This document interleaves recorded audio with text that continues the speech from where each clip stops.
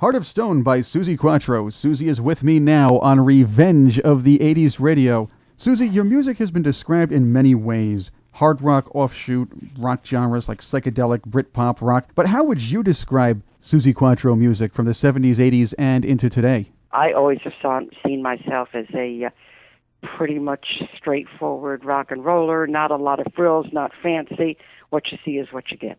Now, we talked about in the last segment you're having big hits around the world. It was a little slow, as you also mentioned, to hit the charts in the U.S. for a while, but that would change. You were offered an acting role on a popular TV series, Happy Days. Garry Marshall apparently saw your picture. Yes, it was actually his sister, Ronnie Hallen, who was the casting director, and her daughter had my cover of Rolling Stone on her bedroom wall. And they were looking for this part for about 2 years. I think they had this role written, and Ronnie Hallen said, "Who is that? That's exactly what we're looking for." And before you know it, I was over there auditioning. Garry Marshall's a brilliant producer. He's known to make his decisions on untested hunches, and he really made a great one at this time. Yeah, he's been very lovely. He's written me some nice quotes for my book, and he's always been very supportive. He just had a feeling I would fit in, and I did. And if you talk to any of the other cast members, Ronnie Howard says it all the time. She wasn't like a newcomer, you know. It was just like I'd always been on the show. That was the feeling. I read that, yes, and he was in the business for a long time already. Yeah, sure. That got more American audiences to hear your music, and that was the big thing. Stumbling In with Chris Norman also became a big hit, too, here in America. Yeah, that was a million seller in America, Stumbling In. That was a good one, yeah. And that was right just after Happy Days, too. Just after I started Happy Days, I should say. One of my favorite Leather Tuscadero episodes, Suzi, was the one where you and the main character's band played at a hunter's lodge in the winter. I know, I love that one, too. You introduced Leather and the Suedes and the band. The running joke was that they should really get a name. Yeah, we kept that in. My favorite one on that episode is that I said to Ronnie Howard, I said, while we're doing Johnny Be Good, I said, because he was learning the guitar, he learned how to play the solo because he wanted to make it look real.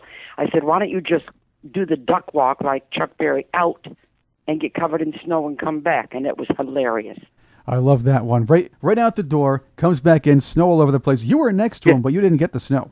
No, I didn't get the snow, no. No, you just stayed in the door. You were the smarter one. I was. Incidentally, just out of curiosity, did your British band have a name in the early UK years? No, it's still the same running joke on Happy Days. It's just Suzi Quatro. You know, there's never been a name for my band. It was Mickey Mo said that right away. When we first were just going to put our first single out, he said, it's the band, but you call it Suzi Quatro. So it was Suzi Quatro and the band, Leather Tuscadero and the Suedes, and the band. How much of the real Suzi Quatro was inside Leather Tuscadero? And we know you weren't in jail. No. I think whenever you do a role, you try to find something that connects with you, that also connects with the character. So I was able to pull out the young Suzi on that, you know, the bit of the rebel that I was and all that kind of stuff. And, yeah, I tried to play it for real as much as I could. But, I mean, it wasn't me. I mean, it was a role. I read the lines as they wrote them. But to make it real, you've got to play it real. You even turned around Sheriff Kirk, so, you know. I did. There we go. That's called charm. Charm in a good script. Speaking of which, there were several spin-offs from Happy Days, and there were lots, and they were hits, most of them, aside from maybe Blansky's Beauties and Joni Loves Chachi. But I always thought a Leather Tuscadero-centric show might have worked. Well, they did actually offer me a spin-off series, but I was having more hits at the time. If You Can't Give Me Love was going big all around the world, except for America, but big. It was just before Stumbling In, that was, same album. And Henry was always moaning about how he had to be the Fonz for the rest of his life. And when they offered me a spin-off, I kind of thought maybe I've done enough as Leather, you know? Maybe I've done enough as that character. That makes a lot of sense. On your acting, Suzi, post-Leather, you made several TV appearances, including one memorable spot on Absolutely Fabulous. I've done a few different TV shows. I don't know how many you got in the States. Yeah, Ab Fab was one. That was great. And I'm happy to say Jennifer Sanders let me just do what I wanted to with the script, which was hilarious. She's great. I did a show called Minder. I did another show called Dempsey and Makepeace, which I believe you had there. And I did another one called Midsummer Murders. You know, I've had 2 major roles in 2 big theater productions. And yeah, then I've had my own talk show. I've had my own radio show since 1999 on BBC Radio 2. So I'm kind of, although rock and roll is my touchstone, I'm kind of an all-rounder.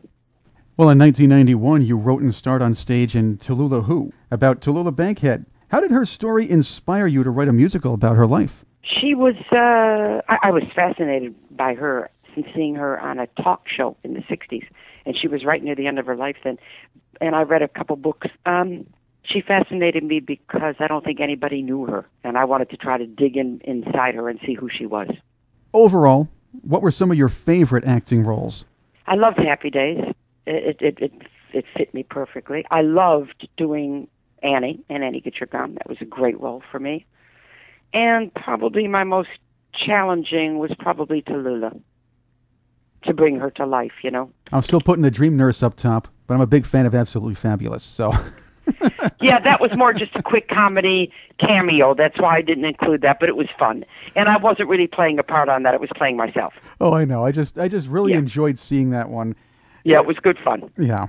Suzi Quatro is with me on Revenge of the 80s Radio. Chris Cordani here. Straight ahead, we'll talk to Suzi about what she's doing today.